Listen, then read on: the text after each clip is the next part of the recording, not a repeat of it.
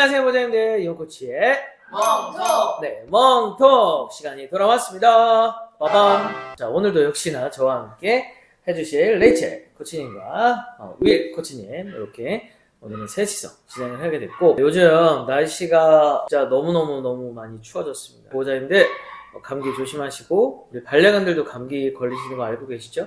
그래서 반려견들 감기도 조심해서 건강관리 잘 해주시면 좋을 것 같고요. 겨울이라고 너무 집에만 계시지 마시고 밖에 나가서 아이들하고 산책도 하시고 뛰기도 하고 좀 놀기도 하고 야외 활동도 틈틈이 해주시면 좋을 것 같아요. 산책은 절대로 겨울에 길게 하시면 안 좋습니다. 네, 짧게 여러 번 나가시는 걸 추천드립니다. 자, 그럼 본격적으로 시작해 보도록 하겠습니다. 오늘은 주제를 다루기보다 저희가 그게 들어왔어요. 보호자님들의 약간 질문 Q&A가 들어와서 오늘 약간 Q&A 식으로 한번 진행을 해볼 건데, 오늘 한 몇 가지 정도가 지금 들어왔을까요? 오늘 3가지 정도 질문이 있고요. 첫 번째 질문은 이제 아이들 영양제나 약을 먹여야 하는데 아이들이 잘 먹지 않아서 어떤 방법으로 먹이는 게 좋을지 보호자님들이 궁금해하시는 분들이 많더라고요. 요즘에 약 먹이는 게 방법이 되게 많아졌어요. 뭐 주사기를 이용하는 방법도 있고, 그 다음에 이제 가루로 이제 부셔가지고 좋아하는 간식이나 요즘에 이제 생식이나 이제 갈아 만든 고기 같은 거 있잖아요. 그런 걸로 이제 주시는 분들도 계신데, 갈아 만들었을 때 약을 미리 섞어가지고요. 그거를 약간 동글동글하게 말아요. 그러고서는 렌즈나 이런 거에 살짝 익히신 다음에 주면 되게 잘 먹습니다. 알약보다는 살짝 가루를 내셔가지고 먹이는 게 되게 좋고요. 대부분 쓴맛이 나는 것들은 애들이 보통 뱉어요. 특히 알약으로 된 건 거의 다 뱉기 때문에 이왕이면은 좀 단맛이 나는 거하고 살짝 섞어가지고 주시는 걸 추천드리고, 그 다음에 이제 설탕물이나 꿀물 같은 거 있잖아요. 조금 이제 끈적거리는 것도 좋고요. 아니면 좀 이렇게 단맛이 나는 물도 좋은데 거기에 약을 이렇게 섞어가지고 아이들에게 급여하는 방식도 굉장히 좀 좋다고 생각을 하고요. 요즘에는 피넛버터, 그 다음에 이렇게 쭉 짜서 먹는 치즈 같은 거 있잖아요. 치즈 같은 거를 이렇게 판 같은 데다가 바르세요. 거기에다가 약을 이렇게 해가지고 같이 먹이는 방법도 있습니다. 그리고 이 친구는 너무 약이 조금이라도 냄새가 나면 안 먹는다, 이런 친구들은요, 그 치즈나 이런 거 하셔가지고 코끝에 이렇게 살짝 발라주시는 것도 도움이 돼요. 얘네들이 코에 뭐가 묻으면 안 핥아 먹을 수가 없거든요. 그래서 코끝에다가 이렇게 약을 발라가지고 먹게 하는 방법도 있고, 근데 좀 어쩔 수 없이 알약으로 좀 먹여야 되는 경우나 이런 경우가 있다면, 일단 여기서 중요한 건 아이들이 공격성이 없고 손가락을 물지 않을 것이다 라는 확신이 있으셔야 돼요. 그래서 그런 친구들은 보통 알약을 주실 때 목구멍 뒤까지 넣으라고 많이 들으셨을 거예요. 그래서 제일 좋은 거는 손가락을 드셔가지고 거의 목 끝부분 있죠, 혓바닥 끝부분에다가 알약을 넣으면 뱉어내기가 쉽지가 않아요. 그리고 얼굴을 절대 내려가게 두시면 안 되고요. 살짝 들어서 고개가 올라간 상태에서 입을 열고 안쪽으로 밀어 넣어 주시면 좀 도움이 될 거예요. 약은 이왕이면 가루를 만들어서 좋아하는 간식이나 단맛이 나는 음식이나 이런 것들을 좀 섞으셔가지고 주시면 좋다. 이해되셨나요? 자, 그러면 두 번째 질문은 무엇일까요? 평소엔 잘 걷다가 겨울에 춥고 바람도 많이 불고 발도 좀 시렵다 보니까 잘 안 걷는 친구들이 많은데, 이런 친구들은 어떻게 해야 될지 질문이 좀 많았습니다. 겨울철에 이제 잘 안 걷는 친구들이 되게 많은데 안 걸으시면 됩니다. 굳이 안 걷는 걸 걷게 하실 필요는 없잖아요. 그럴 때는 실내에서 산책을 하는 것도 좀 방법이 될 수 있고요. 사실 안 걷는 이유가 되게 여러 가지예요. 예를 들어 염화칼슘 때문에 안 걷는 친구가 있을 거고, 발바닥에 털이 없는 친구들도 있거든요. 아니면은 요즘 미용을 많이 하다 보니까 털을 너무 짧게 잘라요. 그래서 발바닥 살이 훤히 드러나는 상황에서 밖에 다니면 얘네들이 온도나 이런 것들에 민감하잖아요. 발바닥이 땀샘도 여기 있고 온도도 다 발바닥으로 받기 때문에 너무 추울 수 있어요. 특히 작은 친구들, 소형견 같은 경우는. 그래서 대부분 겨울철 미용하실 때는 좀 미끄럽더라도 발털을 좀 남겨달라고 하시는 게 좋습니다. 그리고 저는 개인적으로 도시에서 생활하는 친구들은 여름이나 겨울이나 발털을 짧게 미는 건 저는 추천드리진 않아요. 특히 염화칼슘 같은 거, 이런 경우가 많아서 요즘에는 이제 신발도 많이 나오죠. 반려견들 이제 겨울철 신발도 엄청 발전을 해서 좋은 것들도 많이 있더라고요. 항상 신발을 하면 좋지 않아요. 그리고 신발이 당연히 둔감화가 안 돼 있겠죠. 아이들이 이게 불편해 할 거고 스트레스를 받아야 할 거니까 이것도 제발 집에서 먼저 연습을 좀 해주세요. 신발을 신기고 나가지 마시고 집에서 신발을 신고 돌아다니는 연습을 하고요. 처음에 신발 신었을 때 안 움직이는 애들 생각보다 되게 많아요. 간식 같은 거 뿌려서 그거 신발 신고 돌아다니면서 찾아 먹게 만들어 주시는 거 되게 중요합니다. 신발을 신고 다니는 것도 굉장히 중요하고, 그래서 겨울철에 영하의 날씨, 예를 들어 영하 뭐 한 10도 막 넘어가잖아요. 이때는 웬만하면 나가지 마세요.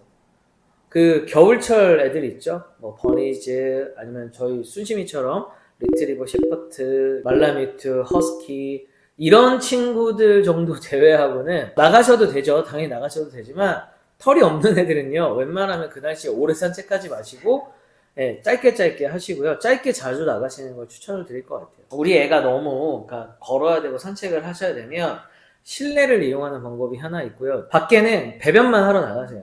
그게 제일 좋습니다. 너무 추운 날에는. 그리고 두 번째는 집에서 홈트레이닝, 애들하고 차라리 놀아주는 교육을 해주세요. 피트니스도 좋고요, 매너도 좋고요. 대신에 뭘 하면 안 된다? 너무 흥분되는 놀이, 예를 들어 공 던지기나 너무 격한 터그놀이 같은 것보다는 좀 정적이고 아이들이 좀 집중할 수 있는, 그 다음에 노즈워크 이런 것들을 이용하시고, 계단 타기 되게 좋아요.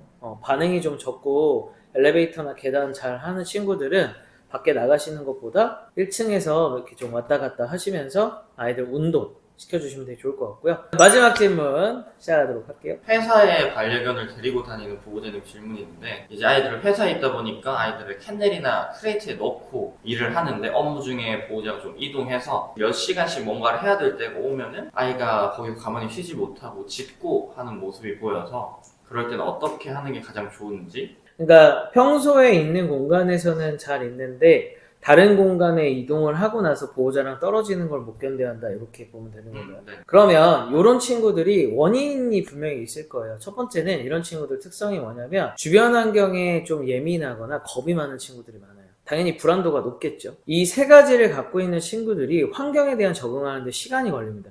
그래서 대부분 유치원을 보냈을 때 처음에 잘 적응을 못하고 불안도가 높은 친구들이 있죠. 이런 친구들은 그럼 유치원을 다니면 안 되냐? 아니에요. 이런 친구들일수록 자꾸 유치원을 자주 보내시는 게 더 좋아요. 대신에 다른 친구들과 자극적인 만남이나 싫은 거를 억지로 해야 되거나 이런 환경에 있는 유치원 말고 개별 케어가 좀 가능하고 독립적인 공간을 제공할 수 있고 아이들의 성향이나 성격을 고려하는 우쭈쭈 같은 이런 유치원을 보내시는 게 굉장히 중요합니다. 왜냐하면 이런 친구들이 뭐 때문에 그러냐면요, 실제로는 그 안에서의 불안도보다는요, 주변에 대한 자극을 내가 확인을 못하기 때문에 보이는 반응들이 커요. 그러니까 소리가 밖에서 분명히 날 거고 평소와 다른 소리와 평소와 다른 환경이기 때문에 조금 더 예민해 있는 거예요. 그럼 이런 친구들은 그럼 어떻게 하면 돼요? 자주 그 환경에 노출을 시켜줘야겠죠. 예를 들면 직장이라고 하면은 이럴 거예요. 분명히 아이들이 있는 공간이 있을 건데 이 공간을 대부분은 가자마자 그냥 넣어버립니다. 거기에 대해서 아무 소개도 없을 거고 분명히 거기에 뭘 하지 않으실 거예요. 그래 놓고 그냥 그 방으로 넣어버리는 거예요. 그럼 얘는 뭐가 생겨요? 불안하죠. 내가 이 주변을 확인도 못했고 이 주변에 어떤 냄새가 나는지도 나는 모르고 그냥 무조건 한쪽 구석으로 들어가서 그 안에 있어야 되고, 그러면 주변에서 달리는 소리, 새로운 것들이 계속 올 거잖아요. 거기에는. 그죠? 낯선 사람도 올 거고 뭐 반려견 동반이 되는 곳이라면 다른 반려견들도 올 거고, 그런 환경에 대해서 익숙하지 않은 거예요. 아마 원래 계신 곳에서는 왜 괜찮냐면 어릴 때부터 거기엔 자주 갔었을 거고요. 거기에는 와도 맨날 보던 친구나 내가 있던 사람들만 있어요. 그러니까 발자국 소리나 소음에도 익숙해져 있다고요. 환경도 익숙해져 있고. 그러니까 괜찮아진 거지. 그래서 이런 친구들은 어떻게 먼저 교육을 한다? 환경에 대한 적응을 하는 거를 엄청 열심히 하셔야 돼요. 왜냐면 성격 때문에 그래요. 얘가 뭐가 문제가 있고 잘못돼서 그런 게 아니라 원래 성격이 좀 예민하고 그 다음에 겁도 많고 불안함도 높고, 이런 친구한테는 이 환경은 괜찮은 곳이고 네가 앞으로 잘 지내야 되는 곳이고 자주 올 곳이고 우리는 이런 곳을 계속 돌아다니면서 좋은 일이 생길 거야. 대부분 반대로 하시는 경우가 많아요. 막 이 친구한테 되게 강압적인 모습을 많이 보이는 경우도 있어요. 근데 사실 이런 친구는 그렇게 교육하면 잘 안 잡혀요. 아마 교육해보시는 분들은 아실 건데 이런 친구들은 그렇게 잡으면 안 되고, 좀 이렇게 예민하게 굴고 짜증을 부리고 소리가 나더라도 이런 친구들은 그걸 적응할 수 있게끔 시간적인 여유를 주고 스스로 좀 생각하는 교육들을 통해서 아이가 좀 생각을 하면서 아 괜찮네 라고 판단할 수 있는 시간을 가져주는 게 사실 되게 중요할 수 있어요. 그래서 이런 친구들 교육은 어떻게 한다? 시간이 좀 걸려도 천천히 느긋하게. 그러면 분명히 좋아지고 조금씩이지만 바뀌는 구간이 옵니다. 그때부터는 많이 좋아질 거예요. 한순간에 확 아마 좋아지는 순간이 올 거예요. 근데 이때 안 좋은 자극을 자꾸 제공을 하게 되면 더 안 좋아져요. 이런 친구들은. 그래서 항상 이런 친구들은 안 좋은 것보다는 좋은 방향, 스스로 선택하는 방향으로 가르쳐 주시는 게 좋습니다. 근데 여기서 이걸 오해하시는 분들이 있어요. 무조건 우쭈쭈 해야 된다가 아니에요. 이걸 오해하시면 안 돼요. 자꾸 이렇게 얘기하면은 계속 무슨 간식 주고 칭찬하고 이런 방법으로만 해야 되냐라고 생각하시면 돼요. 그 방법을 얘기하는 게 아닙니다. 제가 얘기하는 거는 겁주고 혼내고 하지 말라고 하는 그 방법이 이 친구한테는 역효과가 날 수 있으니까 그거보다는 끊어줄 땐 끊어주더라도 이 친구한테 처음부터 그렇게 하는 것보다 충분히 어느 정도 여유와 시간을 주고 그게 정말 안 될 때는 차단도 하면서 이걸 얘가 생각할 수 있는 시간을 주라는 거지 무조건 잘했네라고 하는 게 아니라는 거예요. 확실하게 아닌 건 아니라고 말씀하실 수가 있어야 돼요. 그건 뭐부터 시작돼야 된다? 항상 관계부터. 우리 반려견과 내가 관계부터 형성이 돼 있어야 이런 것들이 다 먹힐 수 있다. 그래서 뭐가 제일 중요하다? 관계 형성.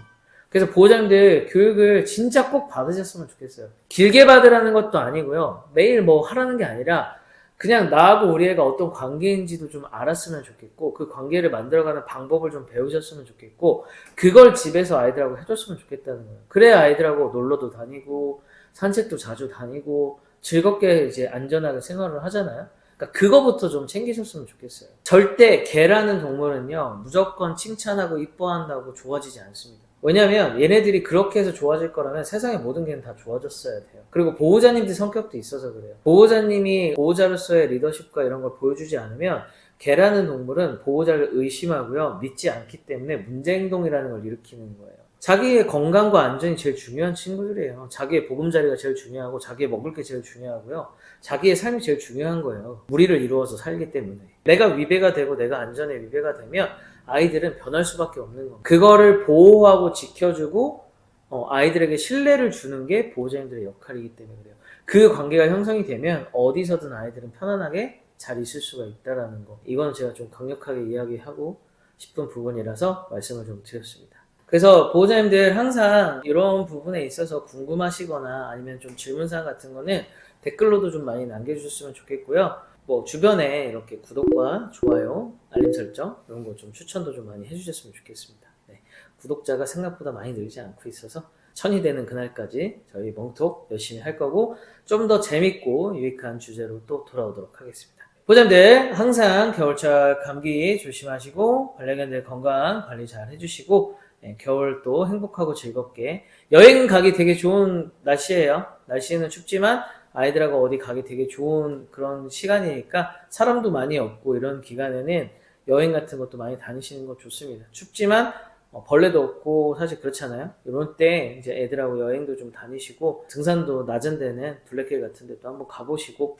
이럴 때 한번 진드기 걱정 이런 거 없이 실컷 다녀보고 이러면 너무 좋을 것 같아요. 요즘에 옷도 너무 따뜻하게 좋은 거 많이 나오잖아요.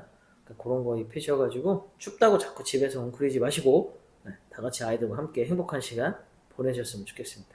네, 저는 추워서 저기 동남아로 여행을 너무 가고 싶네요. 네, 자 그럼 오늘 여기까지 할 거고요. 다음 시간에 더 즐거운 주제와 이야기로 만나도록 하겠습니다. 자 그럼 안녕! 안녕.